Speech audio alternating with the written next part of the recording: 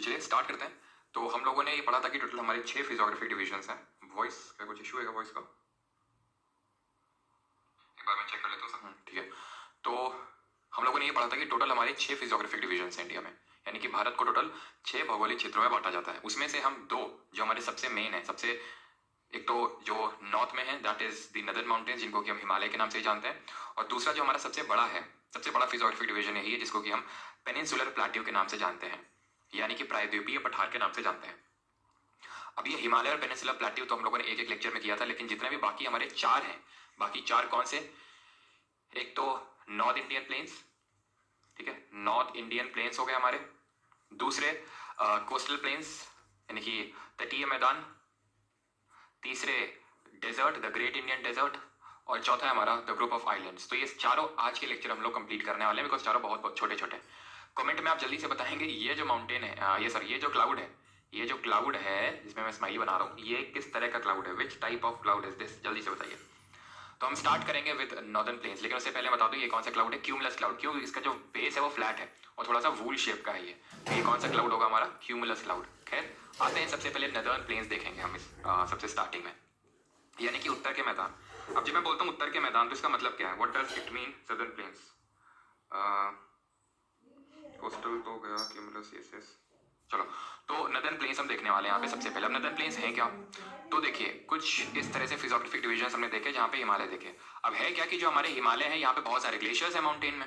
क्योंकि यहाँ पे बहुत सारे ग्लेशियर्स हैं तो यहाँ से बहुत सारी रिवर्स निकलेंगी, बहुत सारी नदियां निकलेंगी, जिनके बारे में कल से हम चीजें स्टार्ट करने वाले। कल से हमारा रिवर सिस्टम स्टार्ट होने वाला, बहुत इंपॉर्टेंट रहने वाला है। ठीक है, रिवर सिस्टम आपको पता बहुत इंपॉर्टेंट टॉपिक है। तो रिवर सिस्टम की जब हम बात करेंगे तो यहाँ पे हम देखेंगे 3 रिवर सिस्टम इंपॉर्टेंट। वो कौन कौन से हैं? एक तो गंगा, इंडस यानी कि आपकी सिंधु नदी, और ब्रह्मपुत्र। तो ये जो 3 नदियां हैं, या फिर सिर्फ 3 नदियां नहीं बल्कि इन 3 नदियों का जो नदी तंत्र है, रिवर सिस्टम है, जब मैं नदी तंत्र बोलता हूँ, रिवर सिस्टम बोलता हूँ, दैट मीन्स कि ना सिर्फ ये नदियां, ये सर ना सिर्फ ये नदी बल्कि उनकी सहायक नदियां यानी कि ट्रिब्यूटरीज भी मिलके, ट्रिब्यूटरीज डिस्ट्रीब्यूटरीज सब मिलके जो एलुवियल डिपॉजिट लाती हैं, जो क्या लाती हैं? एलुवियल डिपॉजिट लाती हैं, उससे ये क्रिएट होते हैं हमारे नदर्न प्लेन्स या फिर north Indian plains. Alluvial deposit का मतलब सिंपल बोले तो मिट्टी, जो मिट्टी इस तरह से लाती हैं उससे बनता है हमारे उत्तर के मैदान नॉर्दर्न प्लेन्स। इसको हम सर्टेन पार्ट में डिवाइड करते हैं, इस पूरे बेल्ट को कैसे डिवाइड करते हैं वो यहाँ पे समझते हैं। तो ये जैसे हमारे हिमालयाज हैं, यहाँ पे इस पिक्चर के थ्रू क्लियरली देखिए, ये हमारे हिमालयाज हैं। अब यहाँ से रिवर निकलेंगी, इस तरह से रिवर निकलेंगी। जब वो रिवर निकलेंगी तो रिवर क्या परफॉर्म करेंगी? इरोजन, अपरदन करेंगी, यानी कि चीजों को तोड़ेंगी फोड़ेंगी। किसको तोड़ेंगी फोड़ेंगी? माउंटेन्स को। अब जब माउंटेन्स को ये तोड़ेंगी तो ये बड़े बड़े पत्थर साथ में लेके आएंगे अपने। ये बड़े बड़े पत्थर साथ में इनके क्यों चलेंगे? क्योंकि वो पानी चल रहा है और यहाँ पे ग्रेडियंट स्लोप है। फिजिक्स में हम एक तरह की एनर्जी पढ़ेंगे जिसको काइनेटिक एनर्जी बोलते हैं, गतिज ऊर्जा। क्योंकि पानी गति कर रहा है और उसकी गति की वजह से ये जो पत्थर है वो उसके साथ साथ चलेंगे और यहाँ पे इकट्ठा हो जाएंगे, इससे आगे नहीं बढ़ेंगे। इस बेल्ट को बोलते हैं भाबर। ये जो पूरा बेल्ट है इसको भाबर बोलेंगे। ये एक नैरो बेल्ट है। नैरो मतलब बहुत चौड़ा नहीं है। Narrow belt line south of Shivalik. Shivalik के साउथ में। अब शिवालिक क्या है ये आप जानते हैं, हिमालय की हमने रेंजेस पढ़ी थी, कौन कौन सी? ग्रेट हिमालय, लेसर हिमालय और शिवालिक। तो शिवालिक के नीचे साउथ में आपको देखने को मिलेगा, यहाँ पे आप देखिए इस तरह से कि यहाँ पे आपका ग्रेट हिमालय हो गया, लेसर हिमालय हो गया, शिवालिक हो गया। तो इसके नीचे जो है यहाँ पे आपको भाबर देखने को मिलेगा। अब बात ये आती है कि पत्थर यहीं पे क्यों रुक गए, आगे इसके क्यों नहीं बढ़ पाए? क्योंकि आगे जो बेल्ट आएगा इसको बोलते हैं तराई। ये एक नैरो नहीं, थोड़ा सा वाइड बेल्ट। अब ये नैरो बेल्ट है, मतलब नैरो का मतलब है लगभग 8 से 16 किलोमीटर की इसकी चौड़ाई है, 8 to 16 किलोमीटर। वहीं अगर तराई की बात करें तो ये 10 से लेकर लगभग 20 तक किलोमीटर है। कहीं कहीं पे आपको 20 से 30 किलोमीटर दिख जाएगा, लेकिन हमें वो डेटा उठाना है जो एनसीईआरटी में मेंशन है। तो तराई जो है ना वो 10 से 20 किलोमीटर का एक वाइड बेल्ट है जो भाबर के साउथ में है। जो भाबर के साउथ में ये जो तराई बेल्ट है ये काफी मार्शी यानी दलदली या फिर स्वैम्पी है। ठीक है, दलदली है। अब है होता क्या है कि यहाँ से जब रिवर्स निकली तो इरोजन इन्होंने परफॉर्म किया, अपरदन किया, बड़े बड़े पत्थर यहाँ डिपॉजिट किया, अभी आगे नहीं जा पाएंगे। कारण ये है कि अभी तो इनको ग्रेडियंट मिल रहा था, स्लोप मिल रही थी, ढलान मिल रही थी। जब ढलान मिल रही तो पत्थर भी थोड़ी सी ढलान है और पानी का वेग है तो पानी के साथ चलती चली जाएंगी। लेकिन हमें पता है कि जैसे जैसे नदियां आगे बढ़ती हैं तो उनका जो माउथ है वो थोड़ा सा बड़ा होता जाता है। अभी तो यहाँ पे क्योंकि संकीर्ण जगह है, बहुत ही नैरो माउथ है, तो इसलिए बहुत स्पीड भी बहुत ज्यादा होगी। अगर खुद ही सोचो, अगर ये एक पूरा मान लेते हैं कि जगह है पानी को फ्लो करवाने के लिए और एक ये जगह पानी उतना ही पानी फ्लो करवाना है, तो ऑब्वियस सी बात है यहाँ काफी प्रेशर से निकलेगा पानी। अगर एरिया कम होगा तो pressure is equal to force upon area. Physics में हम लोग पढ़ेंगे कि एरिया कम होगा तो प्रेशर ज्यादा लगेगा। तो ऑब्वियस सी बात है, एक तो प्रेशर ग्रेडियंट उसकी वजह से पत्थर यहाँ पे इकट्ठा हो जाएंगे, जिसको भाबर बेल्ट बोलेंगे। यहाँ पे क्या होता है, यहाँ पे जो स्ट्रीम्स ऑफ रिवर है, ठीक है, रिवर जो है streams of river they disappear, यहाँ पे गुम हो जाती हैं। गुम हो जाने का मतलब ऐसा नहीं है कि विलुप्त हो गई, कहीं पे उड़ गई, हवा में इवेपोरेट कर गई, नहीं, वो हमें दिख नहीं रही है, वो बीच बीच में फ्लो हो रही है पत्थरों के बीच में, तो हमें दिख नहीं रही है। इसलिए हम बोलते हैं कि जो रिवर स्ट्रीम्स हैं वो यहाँ डिसअपियर हो जाती हैं and they reappear in Terai belt, ठीक है। Streams of river reappear in this belt, Terai belt में ये फिर से हमें देखने को मिल जाती है। क्यों देखने को मिल जाती है? क्योंकि पत्थर तो अब है नहीं, तो फिर ऑब्वियस बात है कि पत्थर नहीं है तो आराम से दिख जाएंगी, और ये काफी इसी वजह से मार्शी या फिर स्वैम्पी एरिया बन जाएगा जो आपका तराई बेल्ट है। और ये बहुत ही फिट हम बोल सकते हैं किसके लिए, एग्रीकल्चर के लिए, ठीक है। This belt is not fit for agriculture, क्योंकि यहाँ पे पत्थर बहुत ज्यादा, नॉट फिट फॉर एग्रीकल्चर, और यहाँ पे बहुत बड़े बड़े पेड़ देखने को मिलते हैं इस बेल्ट में। ये जो है एग्रीकल्चर के लिए फिट है पूरा। ये जो तराई बेल्ट है ना, तराई, यहाँ पे आपको काफी इंपॉर्टेंट फेमस नेशनल पार्क्स भी देखने को मिलेंगे। जैसे कि अगर मैं आपको बोलूँ तो जिम कॉर्बेट हमारा जो नेशनल पार्क है उत्तराखंड का, जो हमारे देश का पहला राष्ट्रीय उद्यान था, 1936 में बना था। ये नेशनल पार्क हम अलग से करेंगे तो वहाँ पे इस चीज को भी देखेंगे हम, लेकिन क्योंकि अभी यहाँ पे चीजें कर रहे हैं तराई बेल्ट, तो ये ध्यान रखिएगा कि जो जिम कॉर्बेट नेशनल पार्क है उत्तराखंड में, तो देश का पहला नेशनल पार्क है, और यहीं पे ही प्रोजेक्ट टाइगर 1973 में 1973 में लॉन्च होता है, तो ये तराई बेल्ट में ही है। इसके अलावा जो यूपी का दुधवा नेशनल पार्क है वो यहीं पे है, ये आपका उत्तराखंड में है, ये आपका उत्तर प्रदेश में है। वही अगर हम बात करें तो एक और आपका यहीं पे नेशनल पार्क पड़ता है, और वो नेपाल में, उसका नाम है चितवन, ठीक है, चितवन नेशनल पार्क, ये नेपाल में है। इसी तरह से वाल्मीकि एक है, वाल्मीकि टाइगर रिजर्व है, ये आपका पड़ता है बिहार में। राजाजी नेशनल पार्क, ठीक है, राजाजी आपका पड़ता है कहाँ पे, ये भी आपका उत्तराखंड में पड़ता है। तो ये सारे आपको तराई बेल्ट में देखने को मिलते हैं, ठीक। अब इसके आगे और स्ट्रीम्स ऑफ रिवर बढ़ेंगी, और जब स्ट्रीम्स ऑफ रिवर और आगे यहाँ पे बढ़ेंगी तो ये आएगा आपका जो बेल्ट है, इसको हम बोलते हैं एलुवियल फ्लड प्लेन्स, बाढ़ का क्षेत्र हम बोल देते हैं, एलुवियल फ्लड प्लेन्स, ठीक है। अब ये जो एलुवियल फ्लड प्लेन्स है, यहाँ पे हमने देखा था कि रिवर जो है आराम से मटक मटक के जो है मेंडरिंग वगैरह भी करना यहाँ से स्टार्ट कर देती है। तो यहाँ पे क्या होगा, यहाँ पे जो बहुत ही फाइन हम बोल सकते हैं सैंड है वो डिपॉजिट होना स्टार्ट हो जाएगी, बहुत ही फाइन जो सैंड है वो डिपॉजिट होना यहाँ पे स्टार्ट हो जाएगी। और आप इसको ऐसे समझिए कि जब यहाँ पे हमारी रिवर चलेगी, ठीक है, ये जैसे हमारी रिवर है, ठीक है, ये रिवर चल रही है, रिवर चल रही है, रिवर हल्का सा मियांडर मियांडर ऐसे करके चल रही है, तो क्या है कि इसके बैंक्स में कभी कभी क्या होगा कि हमने पढ़ा था, अगर आपको याद है, लेवीज करके एक चीज पढ़ी थी। लेवीज हमने ये पढ़ा था कि भाई जैसे कि ये नदी है, ठीक है, अब एकदम से पानी इसमें बढ़ गया जैसे बरसात के टाइम पे, तो नदी का मुंह बढ़ जाएगा ऐसे करके। तो यहाँ पे क्या है, यहाँ पे चीजें जो है फाइन सिल्ट डिपॉजिट हो जाएगा। अब जब नदी का पानी कम हो जाएगा तो फिर से ही अपने ओरिजिनल पाथ पे आ जाएगी। तो यहाँ पे क्या है, यहाँ पे जो चीजें डिपॉजिट हुई उसको हम लेवी बोलते हैं, लेवीज। तो ऐसे ही समझ लीजिए कि जब फाइन सिल्ट डिपॉजिट होता है, फाइन सैंड डिपॉजिट होता है, फिर मिट्टी डिपॉजिट होती है, तो जो किनारे की मिट्टी है, इधर इधर की जो मिट्टी डिपॉजिट हुई है, ये तो हर बार रिन्यू होती रहेगी। हर बार क्यों रिन्यू होती रहेगी? क्योंकि नया पानी आएगा, नई सैंड आएगी, पुरानी सैंड आगे जाएगी, और जो नई सैंड है वो यहाँ पे डिपॉजिट हो जाएगी किनारे किनारे में एकदम। जो दूर दूर में थोड़ी सी डिपॉजिट हुई है बाढ़ की वजह से या फिर किसी और कारणवश, तो वो हर साल रिन्यू नहीं हो पाएगी। तो जो हर साल रिन्यू हो जाती है, जो किनारे में होती है, उसको बोलते हैं खादर, उसको बोलते हैं खादर। ये है न्यू एलुवियम, यानी कि नई जलोढ़ है ये, ठीक है। और जो भांगर है ये आपकी ओल्ड एलुवियम है, पुरानी जलोढ़ है। तो आप खुद बताइए मुझे कि खादर और भंगर में कौन बेटर होगी एग्रीकल्चर प्रैक्टिस करने के लिए। And do not confuse Bhabar and भांगर। भाबर एक बेल्ट है पूरी, इस बेल्ट को भाबर बोल रहे हैं, एक narrow belt line south of Shivalik. भांगर एक टाइप ऑफ एलुवियल सॉइल है, एक टाइप ऑफ एलुवियम है जो आपको देखने को मिल रही है थोड़ा दूर में। और इस क्योंकि दूर में देखने को मिल रही है, और दूर में अगर हम देखें तो थोड़े से पत्थर वगैरह ज्यादा डिपॉजिट हो जाते हैं। तो भांगर में आपको कंकड़, कंकड़ को अंग्रेजी में कैल्सेरियस कंसेंट्रेशन बोलते हैं, कैल्सेरियस कंसेंट्रेशन। तो ये जो कैल्सेरियस कंसेंट्रेशन है वो ज्यादा देखने को मिलता है आपको भंगर में as compare to khadar. I am not saying कि खादर में कैल्सेरियस कंसेंट्रेशन नहीं होगा, होगा, लेकिन भांगर के कंपैरिजन में काफी कम होगा। और ये जो है रिन्यू करती रहती है एवरी ईयर, ठीक है, इट रिन्यूज एवरी ईयर। भांगर रिपीटेडली रिन्यू नहीं होती है। क्या ये आपको सारी चीजें क्लियर हैं, या फिर किसी को यहाँ तक कोई डाउट? यहाँ तक सभी को क्लियर है? मैं रिपीट करूँ फिर से सारी चीजें। हम लोग ऐसा करते हैं, इसको बना लेते हैं, ठीक है, एक ब्लैंक पेज लेते हैं और वहां पे सारी चीजें जो है बना ही लेते हैं, वो ज्यादा सही रहेगा, ठीक है, रिवीजन हो जाएगा सारी चीजें। तो हमने क्या पढ़ा? हमने ये पढ़ा कि हमारे माउंटेन्स थे, ठीक है, चल जा यार, clear sir, I love you Prateek. अच्छा, ये बातें तुम्हें किसी और से बोलनी चाहिए ना। चलो, तो यहाँ पे हमारे क्या है, यहाँ पे हिमालयाज हैं, हिमालय से हमारी रिवर्स निकलती हैं। 3 इंपॉर्टेंट रिवर सिस्टम है, इंडस, गंगा एंड ब्रह्मपुत्रा। ये अपना जो एलुवियल डिपॉजिट है जो डिपॉजिट करती हैं उसी को ही हम बोलते हैं क्या, उसी को ये बोलते हैं जो हमारा ये पूरा नदर्न प्लेन्स है। ध्यान रखना इसकी जो पूरा यहाँ से लेकर और यहाँ तक की जो पूरी लेंथ है that is east to west जो टोटल लेंथ है ना, मैं ब्लैक से बनाता हूँ बिकॉज ब्लैक कलर यूज नहीं हुआ है। ये जो पूरी लेंथ है ये है, इसकी ध्यान रखना 3200 किलोमीटर, 3200 किलोमीटर की टोटल लेंथ है ईस्ट वेस्ट। तो यहाँ से जब रिवर्स निकलेंगी तो क्योंकि यहाँ पे बहुत ज़्यादा इरोजन परफॉर्म करेंगे और क्योंकि यहाँ पे बहुत ज़्यादा इरोजन परफॉर्म करेंगी तो यहाँ पे बड़े बड़े पत्थर यहाँ पे क्या होंगे, डिपॉजिट हो जाएंगे। इस बेल्ट को जो है कि एक नैरो बेल्ट है बोलते हैं भाबर। 6 से 18 किलोमीटर, 8 से 16 किलोमीटर की इसकी विड्थ है। देन यहाँ पे आ जाता है काफ़ी मार्शी और स्वैम्पी एरिया, काफ़ी दलदली क्षेत्र है ये, तभी तो यहाँ पे देखिए लश ग्रीन वेजिटेशन देखने को मिल रहा है। लश ग्रीन वेजिटेशन क्योंकि यहाँ पे स्ट्रीम्स ऑफ रिवर रीअपियर हो जाती हैं। मार्शी और स्वैम्पी एरिया है और ये काफ़ी वाइड बेल्ट है, 10 से 20 किलोमीटर का वाइड बेल्ट है ये, और it lies south of Bhabar और ये फिट है एग्रीकल्चर के लिए। ठीक है, और ये ध्यान रखिएगा तराई में एक चीज़ और नोट करिएगा, तराई में यहाँ पे लिख देता हूँ मैं, without it is a belt without any properly demarcated channel। यानी विदाउट प्रॉपरली डिमार्केटेड चैनल का मतलब ये है कि हम ये क्लियरली नहीं बता सकते कि यहाँ से लेके मतलब इस तरह का पूरा ये तराई है, कहीं कहीं पे ऐसा मतलब इस तरह से ऐसे कहीं दिख जाएगा आपको तराई, ठीक है, ऐसे मतलब बहुत प्रॉपरली डिमार्केशन नहीं है, बहुत कहीं कहीं पे फैला हुआ है, कहीं कहीं वाइड है बहुत और कहीं कहीं बहुत ही नैरो है। तो it is a belt without any properly demarcated channel, ये कीवर्ड होते हैं जो आपसे पूछेगा। देन इसके बाद हमारे आते हैं बाढ़ का क्षेत्र जिसको बोलते हैं एलुवियल फ्लड प्लेन्स। किनारे किनारे में जो सैंड हमारी डिपॉजिट होगी उसको खादर बोलेंगे, ऐसे खाद से याद कर सकते हो, खाद एग्रीकल्चर के लिए अच्छी होती है। तो जो नई जलोढ़ है हमारी न्यू एलुवियम, क्योंकि हर साल रिन्यू होती है तो it is good for agriculture.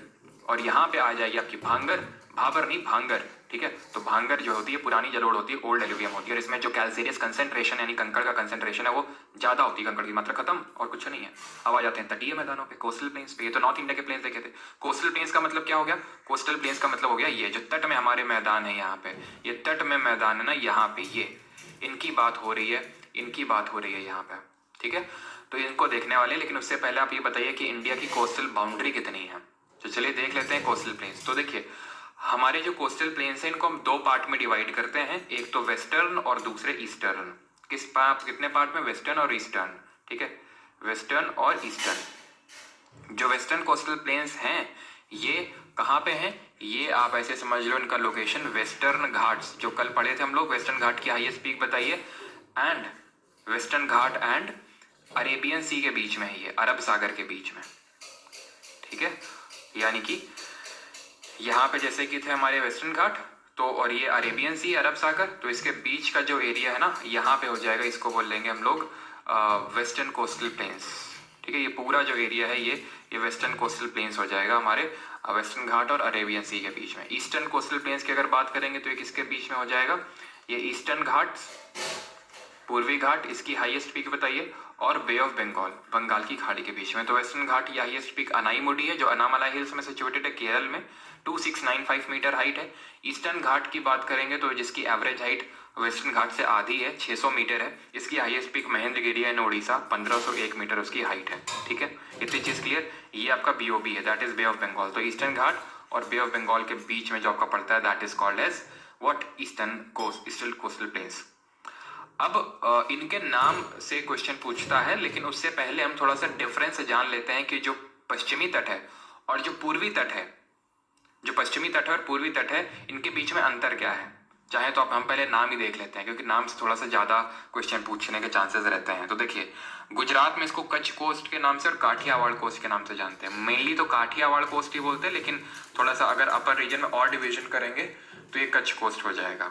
इसके नीचे अगर हम बात करेंगे तो महाराष्ट्र और गोवा, महाराष्ट्र और गोवा का जो कोस्ट है ना, इसको हम कोंकण कोस्ट बोलते हैं। जो कर्नाटक का कोस्ट है, ये कर्नाटक का, इसको भी हम कन्नड़ कोस्ट नाम दे देते हैं। जो यहाँ पे लिखा नहीं हुआ है, कहीं कहीं पे देखने मिलेगा, कहीं कहीं नहीं मिलेगा। तो लेट मी टेल यू कि जो कन्नड़ कोस्ट है, अगर हम ध्यान से देखें तो पूरे जो वेस्टर्न कोस्टल प्लेन्स है उसका सेंट्रल कोस्ट है ये, है ना। तो इसको सेंट्रल कोस्ट भी बोलते हैं कि भाई सबसे बीच में लोकेटेड है कन्नड़ कोस्ट जो कर्नाटक में। और केरल में सदर्न पार्ट ऑफ कर्नाटका या और केरल, इसको मालाबार कोस्ट के नाम से जानते हैं, मालाबार तट। अब यहाँ पे इस पर्टिकुलर जो ये फिगर लगाया हुआ है, मैंने पिक्चर लगाई हुई है, तो यहाँ पे अगर आप ध्यान से देखें तो कोंकण कोस्ट को महाराष्ट्र, गोवा, कर्नाटक तीनों में दिखा है, ठीक है। कहीं कहीं पे क्या होगा, कर्नाटक का अलग दिखाएगा कन्नड़, और कहीं कहीं पे होगा मालाबार को, मालाबार में केरल के साथ साथ कर्नाटक भी ले लेगा वो, लेकिन ध्यान रखिएगा कि कोंकण आप महाराष्ट्र गोवा, कन्नड़ आपका कर्नाटक और मालाबार आपका केरल। ईस्टर्न जब कोस्टल प्लेन में आएंगे तो तमिलनाडु और सदर्न आंध्र प्रदेश कोरोमंडल तट कहलाता है। आंध्र प्रदेश का जो मेजर पार्ट है इसको आंध्रा कोस्ट या फिर नॉर्दर्न सरकार के नाम से जानते हैं, नॉर्दर्न सरकार, ठीक है, उत्तरी सरकार। और उड़ीसा का उत्कल प्लेन बोलते हैं, उत्कल, और वेस्ट बंगाल का बोलते हैं बैगा कोस्ट या फिर बैगा प्लेन। तो ये हमारे कोस्टल प्लेन्स है। अब इनमें डिफरेंस क्या है?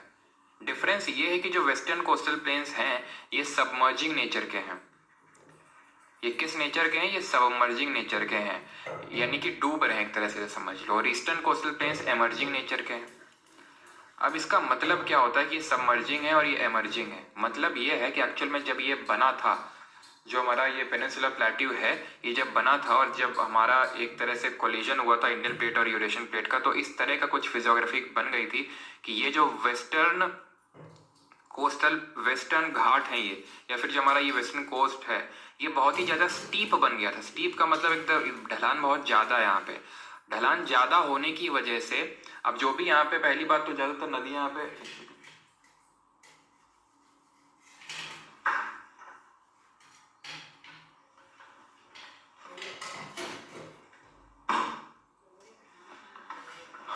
तो एक तो ज़्यादातर नदियाँ यहाँ पे हमारी फ्लो नहीं होती हैं वेस्टर्न साइड में, ईस्टर्न साइड में ही ज़्यादातर हमारी नदियाँ फ्लो होती हैं। जरा कमेंट बताइए कि क्यों, क्या कारण है कि ईस्टर्न साइड में ही ज़्यादा नदियाँ फ्लो होती हैं।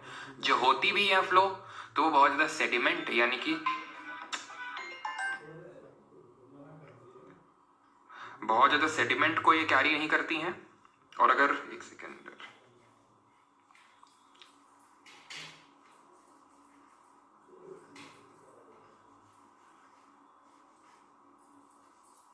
तो बहुत ज़्यादा सेडिमेंट कैरी नहीं करती हैं, और कैरी करती भी हैं तो क्योंकि ये स्लोप इतना ज़्यादा स्टीप है कि यहाँ पे जो सिल्ट का डिपोजिशन है वो उतना ज़्यादा हो नहीं पाता है, सैंड का डिपोजिशन उतना ज़्यादा हो नहीं पाता है। तो इसलिए क्या है कि ये बहुत ही ज़्यादा नैरो है। वेस्टर्न कोस्टल प्लेन्स बहुत ही ज़्यादा क्या है, नैरो है। लेकिन क्योंकि ईस्टर्न साइड में हमारी ज़्यादातर नदियाँ फ्लो होती हैं। क्यों? क्योंकि पेनिनसुलर प्लेट्यू यानी प्रायद्वीपीय पठार का जो टिल्ट है, जो झुकाव है, वो पूर्व की तरफ है, ईस्ट की तरफ है। तो इसकी वजह से ये बहुत ही आपके दूर तक सैंड का डिपोजिशन होता है। इसकी वजह से क्या है, इसकी वजह से ये बहुत ही वाइड है। कौन? Eastern coastal plain. इसी वजह से इनको एमर्जिंग बोलते हैं।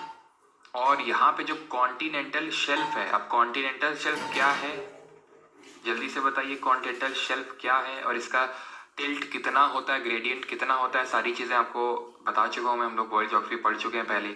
इसका जो कॉन्टिनेंटल शेल्फ है वो रफली 500 किलोमीटर तक है, यानी कि काफ़ी वाइड कॉन्टिनेंटल शेल्फ है इसका, वाइड कॉन्टिनेंटल शेल्फ है, ध्यान रखना है, ठीक है। नाम हमने देख लिए और इनके बीच में मेनली डिफरेंसेस क्या है कि सबमर्जिंग है, नैरो है। और एक चीज़ ध्यान रखना है, जो वेस्टर्न कोस्टल प्लेन्स हैं they are narrow in middle mainly, ठीक है, नैरो, मिडिल में नैरो है और एंड में, टॉप और बॉटम में थोड़ा सा वाइड है। आप इसको डंबल से इमेजिन कर सकते हो। डंबल ऐसे ही तो होता है, बीच में नैरो होता है और यहाँ पे इस तरह से वेट्स लगे होते हैं। तो इस तरह से आप इमेजिन कर लो कि जो वेस्टर्न कोस्टल प्लेन्स है वो थोड़ा डंबल शेप का है, नैरो है मिडिल में और एंड्स में थोड़ा सा वाइड है। इतनी चीज क्लियर। अब क्योंकि ईस्टर्न कोस्टल प्लेन इतना ज़्यादा एमर्जिंग है, इतना ज़्यादा वाइड है, तो यहाँ पे पानी का लेवल उतना नहीं है। आप इस चीज़ को इमेजिन करो, इस चीज़ को इमेजिन करो कि जो ईस्टर्न कोस्टल प्लेन है ये बहुत ही दूर तक गया है। क्योंकि ये दूर तक गया है, कॉन्टिनेंटल शेल्फ काफ़ी वाइड है, तो पानी का लेवल जो है बहुत दूर तक जाना पड़ता है, तब जाके पानी का लेवल गिरता है। समझ रहे हैं आप? तो यानी कि अगर तट तक आना है तो उतना ज़्यादा डीप सी हमें देखने को नहीं मिलेगा, बहुत ही शैलो सी देखने को मिलेगा। यही कारण है कि क्यों ईस्ट साइड में हमारे ज़्यादा पोर्ट यानी कि बंदरगाह कम है। यहाँ पे कम पोर्ट हैं, लेस पोर्ट हैं, और यहाँ पे ज़्यादा पोर्ट यानी कि ज़्यादा बंदरगाह हैं। क्योंकि पोर्ट क्या होते हैं? पोर्ट होते हैं जहाँ पे हमारे शिप्स इस तरह से आते हैं सामान वामान लेके, कार्गो, ठीक है।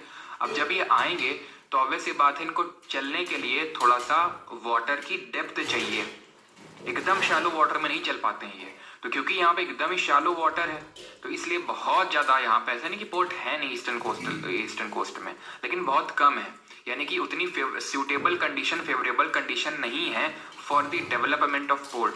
वहीं पे वेस्टर्न कोस्टल प्लेन क्योंकि एकदम से स्टीप है एकदम से म्यूटिलेटेड है, थोड़ा सा कटा फटा टाइप है हमारा। इतना ये चीज़ नोट कर लेना एक चीज़ और कि म्यूटिलेटेड टाइप है। म्यूटिलेटेड का मतलब इस तरह से का कुछ आपको देखने को मिलेगा, है ना, एकदम एकदम स्मूथ देखने को नहीं मिलेगा। तो इस वजह से क्या है कि वेस्टर्न जो कोस्टल प्लेन है उसमें पोर्ट आसानी से डेवलप किए जा सकते हैं, बंदरगाह, क्योंकि यहाँ पे पानी का लेवल उतना ज़्यादा शैलो नहीं है, थोड़ा सा डेप्थ है, जिसकी वजह से कार्गो यहाँ पे सॉरी जो शिप्स हैं वो यहाँ पे चल सकते हैं, आ सकते हैं यहाँ पे। Please reply. I am 28 years old. I have been preparing for banking exams since last 3 years. I have scored 114 pre. Should I switch in CGL? Unable to decide. Yes. Switch किया, बैंकिंग एग्जाम्स भी आप देते रहो, but क्योंकि 140 आपने score किया है अगर इस बार, तो आप टीयर 1 मोस्ट प्रॉब्ली क्वालिफाई कर लेंगे या फिर कर लेंगी। और आप प्रिपरेशन करिए मेंस के अच्छे से भी, ठीक है, जितना भी टाइम है। मैं ये नहीं बोलूँगा कि भाई एकदम से गिव अप कर दो, बैंकिंग एग्जाम बिल्कुल ही मत दो, आप देते रहो उनको भी, बट जो भी एक्स्ट्रा चीज़ें हैं वो आप करके सीजीएल में कुछ अटेम्प्ट्स ले सकते हो, है ना। ठीक है, आपकी बुक कब आएगी? 2-3 दिन में अनाउंसमेंट आपको मिल जाएगा, ठीक है। तो अब हम देखेंगे अब पोर्ट्स, बंदरगाह, कौन कौन से बंदरगाह कहाँ पे हैं, ठीक है। वेस्टर्न कोस्टल प्लेन की जो विड्थ है वो लगभग ऐसे ही आप समझ के चलो, लगभग 50 किलोमीटर, ठीक है। इसकी जो विड्थ है वो लगभग 50 किलोमीटर्स की है, ठीक है। तो यहाँ पे क्या स्लोप स्टीप है, ये शैलो है, बट यहाँ पे जो स्लोप है वो थोड़ा स्टीप है एकदम से, ठीक, क्लियर यहाँ तक सभी को। तो ईस्टर्न घाट तो इस जिंदा गाड़ा है ना, से इसीलिए तो बोलते हैं रोज क्लास में आया करो। तो ऐसे ही फिर डाउट पूछोगे सर उसकी हाइट तो जिंदा गाड़ा है ना, कल सब कुछ बताए थे आपको, ठीक है, और फिर से उस चीज़ को रिपीट नहीं करेंगे। तो यहाँ पे आते हैं, और एक चीज़ ध्यान रखना कि ये जो हमारे वेस्टर्न कोस्टल प्लेन्स है, खासकर जो मालाबार कोस्ट है, यहाँ पर आपको काफ़ी सारे कयाल देखने को मिलेंगे। वैसे तो जब मैं लेक्स पढ़ाऊंगा तो पढ़ाऊंगा कयाल क्या होते हैं। कयाल एक तरह के बैक वाटर होते हैं। बैक वाटर क्या होता है? जब समुद्र का पानी क्या होता है, जैसे कोस्ट है, तट है ये, ठीक है, मान लेते हैं तट है ये, जमीन है। अब समुद्र का पानी क्या होता है, बार बार इसे उछाल मार के वेव्स आती हैं। वेव्स किसी कारणवश भी आ सकती हैं, हवा चल रही है या फिर टाइड की वजह से, है ना, सुनामी की वजह से, तो बहुत ही रेयर होती हैं। तो जब यहाँ पे पानी आएगा तो यहाँ पे इकट्ठा होता रहेगा। तो जैसे मान लो वेव आई, थोड़ा पानी इकट्ठा किया, चली गई, थोड़ा पानी इकट्ठा किया, चली गई। तो ये क्या है, बैक वाटर बन जाएगा, जिसको कयाल बोलते हैं हम लोग। केरल में इनको बैक वाटर को कयाल बोलते हैं। यहाँ पे क्या होती है, यहाँ पे आपकी बोट रेस, जैसे कि नेहरू ट्रॉफी वल्लम कल्ली बोट रेस होती है। एक होती है नेहरू ट्रॉफी वल्लम कल्ली बोट रेस, ये जब फेस्टिवल पढ़ेंगे तो वहाँ भी मैं आपको पढ़ाऊंगा वल्लम कल्ली बोट रेस, ये केरल में होती है। तो एक यहाँ पे आपका कयाल है जिसका नाम है पुन्ना माडा कयाल, तो वहाँ पे इसको ऑर्गेनाइज किया जाता है, इस बोट रेस को, पुन्ना माडा कयाल ना, याद रखिएगा, पुन्ना माडा कयाल कहाँ पे है, केरल में है। यहीं पे नेहरू ट्रॉफी वल्लम कली बोट रेस होती है। बाकी हम देखेंगे जब लेक्स पढ़ेंगे कि यहाँ पे आपका वेम्बानद लेक है, ठीक है, अष्टमुड़ी लेक है, तो ये सारे आपको केरल में देखने को मिलेंगे, जिनको वहाँ पे कयाल के नाम से जाना जाता है, बैक वाटर्स को, ठीक है। अब हम पोर्ट्स को देख लेते हैं। तो पोर्ट्स जो है बंदरगाह, ये 2 पार्ट में इनको हम डिवाइड करते हैं। एक तो मेजर यानी कि मुख्य, और दूसरे माइनर यानी कि क्या बोल देंगे लघु। अब ये कौन डिवाइड करता है? हम नहीं डिवाइड करते हैं, ये डिवाइड करता है एक एक्ट है हमारा। उस एक्ट का नाम है इंडियन पोर्ट्स एक्ट ऑफ 1908, ठीक है, इंडियन पोर्ट्स एक्ट ऑफ 1908। तो 1908 का जो ये पोर्ट्स एक्ट है वो डिवाइड करता है इन सारे पोर्ट्स को मेजर और माइनर 2 पार्ट में। टोटल नंबर ऑफ जो मेजर पोर्ट्स हैं उनकी संख्या है 13 और माइनर की 200। अब माइनर की कहीं आपको 180 भी मिलेगी, 190 भी मिलेगी, लेकिन 200 याद रखिएगा, क्योंकि एसएससी ने पेपर में अभी सवाल पूछा था, आई थिंक 2023 के एंड में कोई एक पेपर हुआ था, और वहाँ पे उसने 200 आंसर माना था। तो 200 ही हम कंसिडर करके चलेंगे कि आगे अगर कुछ वो भी होगा तो हम चैलेंज तो कर पाएंगे। तो 13 मेजर है और 200 माइनर है। अभी मेजर और माइनर किस बेसिस पे डिवाइड कर दिया हमने? तो बेसिस ऑफ डिवीजन है कि इनको कौन कंट्रोल और मैनेज कर रहा है। तो इनको कंट्रोल, मैनेज और एडमिनिस्टर करने का काम सेंट्रल गवर्नमेंट करती है मेजर वालों को, माइनर वालों को करती है स्टेट गवर्नमेंट, यानी स्टेट गवर्नमेंट के अंडर में आते हैं। ये सेंट्रल गवर्नमेंट यानी ministry of shipping and waterways जो है वो मेजर पोर्ट्स को एडमिनिस्टर करती है, ठीक है, यानी करते गवर्नमेंट ही है। बेसिस ऑफ डिवीजन यहाँ पे प्राइवेट और गवर्नमेंट नहीं है, ठीक। तो अब यहाँ पे हमें सिर्फ मेजर पोर्ट के बारे में डिटेल में पढ़ना है कि कौन से मेजर पोर्ट है, कहाँ लोकेटेड है, और उनके बारे में इक्का दुक्का जो फैक्ट्स हैं। तो सबसे पहला कांडला पोर्ट जो गुजरात, हम वेस्टर्न कोस्ट से स्टार्ट करेंगे, ठीक है। तो कांडला पोर्ट, और मैंने आपसे कोस्ट लाइन की लेंथ पूछी थी, तो कितना आंसर होगा 7516 किलोमीटर, 7516 किलोमीटर। और सिर्फ मेनलैंड की पूछेगा तो 6100 यानी कि 6100 किलोमीटर। ठीक, चलिए, तो कांडला पोर्ट जो गुजरात में है, इसकी अगर हम बात करेंगे तो इसको हम दीनदयाल पोर्ट के नाम से भी जानते हैं। ठीक है, दीनदयाल पोर्ट ट्रस्ट के नाम से भी जानते हैं। कांडला पोर्ट एक टाइडल पोर्ट है। टाइडल पोर्ट का मतलब होता है कि जहां का वाटर लेवल, यानी इस पोर्ट का जो वाटर लेवल है उसको टाइड से रेगुलेट करती है। टाइड की वजह से ऊपर नीचे होता है यहाँ का जो वाटर लेवल है। कहाँ का? कांडला का दीनदयाल पोर्ट ट्रस्ट बोलते हैं इसको। आगे बढ़ते हैं, यहीं पे है पोर्ट, जैसे एक मुंद्रा पोर्ट आपको देखने को मिलेगा यहीं पे गुजरात में, लेकिन वो जो मुंद्रा है ना वो आपका एक माइनर पोर्ट में आता है, मुंद्रा। ठीक है, वो भी गुजरात में, लेकिन मेजर हम पढ़ रहे हैं अभी, 13 मेजर पोर्ट है। फिर आते हैं महाराष्ट्र में, तो महाराष्ट्र में मुंबई और JNPT है, जवाहरलाल नेहरू पोर्ट ट्रस्ट। जो JNPT हमारा जवाहरलाल नेहरू पोर्ट ट्रस्ट, ये इसको हम नावा शेवा के नाम से जानते हैं। इसके रिगार्डिंग फैक्ट हमें याद रखने हैं कि एक इसको नावा शेवा के नाम से जानते हैं, नवी मुंबई में है, नवी मुंबई। और इसको डेवलप किया गया था क्योंकि जो मुंबई पोर्ट था उस समय भी था, आज भी, तो इसकी जो कैपेसिटी है वो रीच होने लगी थी। जब किसी पोर्ट की कैपेसिटी रीच होने लगती है, उसकी क्षमता हो गई, जितना हैंडल करना था वो रीच होने लगी है अभी, तो फिर हम साइड में ही एक नया पोर्ट डेवलप कर देते हैं। ऐसे पोर्ट को बोला जाता है सैटेलाइट पोर्ट। ऐसे पोर्ट को क्या बोला जाता है? सैटेलाइट पोर्ट बोला जाता है। तो JNPT यानी नावा शेवा एक सैटेलाइट पोर्ट है, क्योंकि मुंबई पोर्ट की कैपेसिटी पहुंचने लगी थी। और JNPT हमारा लार्जेस्ट कंटेनर पोर्ट है। Largest container port, container port क्या होता है? कंटेनर पोर्ट वो होता है, वो बंदरगाह होता है जहां पे कार्गो रखने वाले जो हमारे कंटेनर होते हैं उनको ट्रांसफर किया जाता है। एक ऐसा पोर्ट जिनको कि कंटेनर्स को मूव करने के लिए और स्टोर करने के लिए रखा जाता है। जैसे कि ये हमारा शिप आ रहा है, तो इसमें काफी बड़े बड़े कंटेनर रखे हुए हैं, तो एक शिप से दूसरे शिप में कंटेनर को शिफ्ट किया जाता है, डायरेक्टली अनलोड नहीं किया जाता है। तो ऐसे पोर्ट को कंटेनर पोर्ट बोलते हैं, जो कि JNPT है। महाराष्ट्र में लार्जेस्ट कंटेनर पोर्ट है ये पूरे इंडिया का। अच्छा, अभी हमारा एक टनल बना था, जो, या फिर हम बोल सकते हैं नॉट टनल, मतलब एक सेतु। कौन सा सेतु था? जो मुंबई को नवी मुंबई से लिंक करता है, मुंबई को नवी मुंबई से। कौन सा सेतु है वो? आगे बढ़ते हैं, नीचे हमारा गोवा है। गोवा में मर्मगांव पोर्ट ट्रस्ट है। ये जुआरी करके एक नदी है, उसकी ईस्चुअरी, उसकी ज्वारबद्ध उन्मुख में बना हुआ है। जुआरी जो रिवर है, बस इतना लिखेंगे, या फिर अगर जो बैच में है स्टूडेंट उनको नोट्स में लिखा हुआ मिलेगा कि जुआरी रिवर की ईस्चुअरी में ज्वारबद्ध उन्मुख में ही मर्मगांव पोर्ट ट्रस्ट है गोवा में। देन कर्नाटक में आएंगे तो यहाँ मंगलुरु पोर्ट है, इसके रिगार्डिंग एक्स्ट्रा सच कुछ याद करने की जरूरत नहीं है हमें। केरल में कोची पोर्ट है, इसको हम क्वीन ऑफ अरेबियन सी यानी कि अरब सागर की रानी के नाम से जानते हैं, queen of Arabian sea. Then आते हैं ईस्टर्न कोस्ट में, और ईस्टर्न कोस्ट में कौन कौन से हमें पोर्ट्स देखने को मिलेंगे? तो सबसे पहला जो हमारा तमिलनाडु है, तमिलनाडु में हमें तीन मेजर पोर्ट देखने को मिलेंगे, यानी कि state with the most number of major ports. तो इसका आंसर अटल सेतु होगा। आई थिंक सभी लोगों ने सही आंसर दिया होगा, मैंने देखा नहीं। अटल सेतु वहां सबका सही है। अभी पहला ट्रांसशिपमेंट पोर्ट भी बना है केरल में, अभिजीत सिंह बिल्कुल बताएंगे, उसका नाम विंजीजैम पोर्ट है। लेकिन रुक जाइए, उसके बारे में बताएंगे, अभी थोड़ा सा पहले मेजर पोर्ट के बारे में पढ़ लेते हैं। ठीक है, तो टूटीकॉर्न है जिसको वीओ चिदम्बरम पोर्ट के नाम से जानते हैं। तो चेन्नई और एन्नोर जिसको कामराजर पोर्ट बोलते हैं, एन्नोर को। अब ये जो एन्नोर या फिर कामराजर पोर्ट है, ये भारत का पहला मेजर कॉर्पोरेटाइज्ड पोर्ट है। ये कॉर्पोरेटाइज्ड का मतलब है कि कॉर्पोरेट्स के हाथों में, कॉर्पोरेटाइज्ड पोर्ट है यानी कि प्राइवेट प्लेयर्स के हाथों में। ठीक है, विशाखापट्टनम आंध्र प्रदेश में है। ये डीपेस्ट लैंड लॉक्ड पोर्ट है, यानी कि भारत का सबसे गहरा स्थल रुद्ध बंदरगाह, डीपेस्ट लैंड लॉक्ड पोर्ट है ये, विशाखापट्टनम आंध्र प्रदेश में। और पारादीप है ये उड़ीसा में।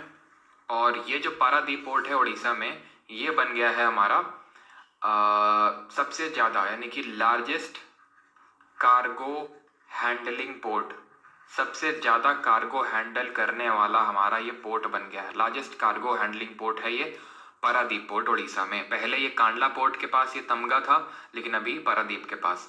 आते हैं वेस्ट बंगाल में, तो यहाँ पे कोलकाता पोर्ट देखने को मिलेगा, जो कि है सबसे पुराना बंदरगाह। It is the oldest port. इसको कमीशन किया गया था ब्रिटिशर्स के द्वारा साल 1870 यानी 1870 में।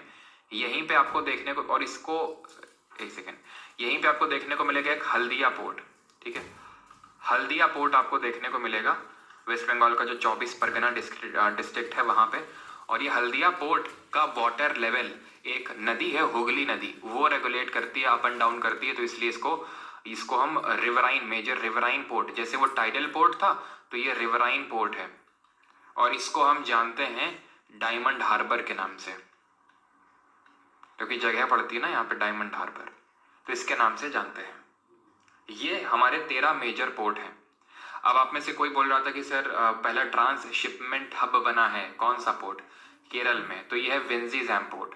यहाँ पे मैं लिख देता हूँ, केरल में बना है एक विंजीजैम पोर्ट, जो अडानी ट्रस्ट के अंडर में है। अडानी ट्रस्ट ऑपरेट करेगा विंजीजैम। ये केरल की जो कैपिटल सिटी है तिरुवनंतपुरम, वहीं पे सिचुएटेड है ये विंजीजैम पोर्ट।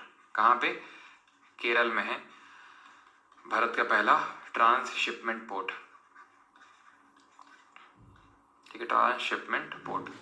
और मुंद्रा पोर्ट तो जैसे मैंने बताया गुजरात में है, वो भी आपका एक माइनर पोर्ट है। ठीक है, यहाँ तक किसी को कोई डाउट?